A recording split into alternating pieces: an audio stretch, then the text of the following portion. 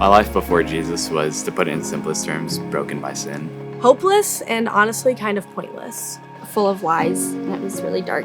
I wanted to uphold this image that I had at church, but it was focused on a worldly opinion. It was almost like a false sense of hope. It was kind of miserable. It was just sad. I was wandering, and I was constantly looking and searching for love and affection. My life before Jesus was just about seeking to impress others.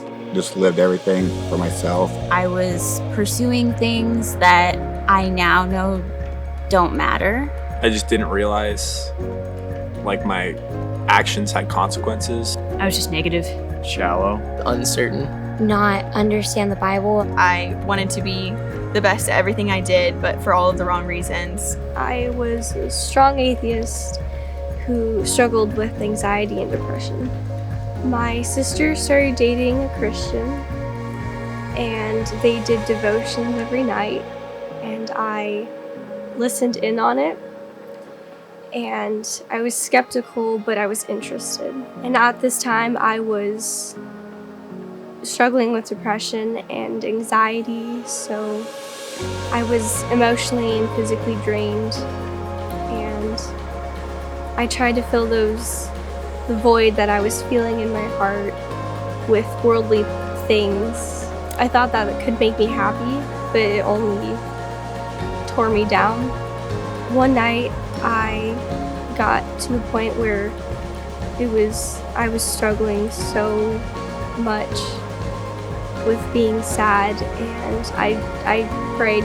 I called out to God, who I didn't believe in at the time, to help me and save me from what I was feeling.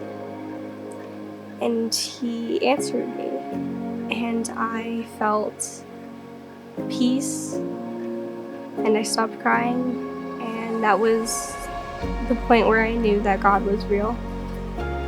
And so I bought a Bible, and I didn't read it because I felt ashamed after all the things that I did and resenting God and denying His existence. I felt like I wasn't worthy of being close to Him and deepening my relationship with Him. But one night when I was on my way to work, I heard a Bible verse. And I didn't know any of the books of the Bible, so this was really weird. So when I got home later that night, I looked up the verse. It was Ephesians 2:8.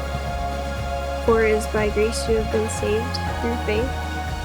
And I read that entire chapter, and it answered all the things that I was worrying about. And that's when I gave my life to Christ, and I fully believed in my heart that he was real and that Jesus saved me. I felt like I was missing something, but now I feel complete. 1,000 times more purposeful. Completely changed. And I feel just so much more loved. My life now is so much better, less anxious, and I don't worry. Full of grace and new mercies. I don't desire any of the worldly things that I used to. Understand the Bible better. I mean, for me, I need it to know how to be a husband, how to be a dad. I'm no longer living in fear. My life with Christ has a completely different purpose. Now I live each day wanting to be a light, wanting to be a vessel for the Lord, and wanting to love others the way that Christ loves me. Actually learning to take up my cross and follow Jesus.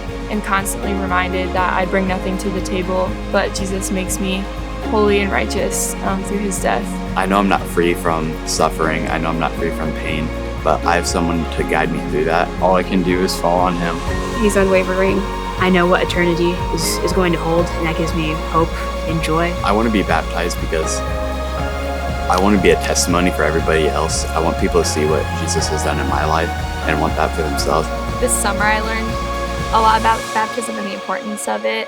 I felt like I needed to be ready. I had to have, my heart had to be in the right spot. I had to be, perfect. But in the past, year, a lot of people have just shared a lot of truth with me. That Jesus died for me, and baptism is a symbol of dying to my sin and being raised with Christ in glory. It's a way to tell everyone that I love the Lord and I surrender my life completely to Him. That Jesus is the only way. There's no reason to not be. And so Jesus calls us to do it, so here I am.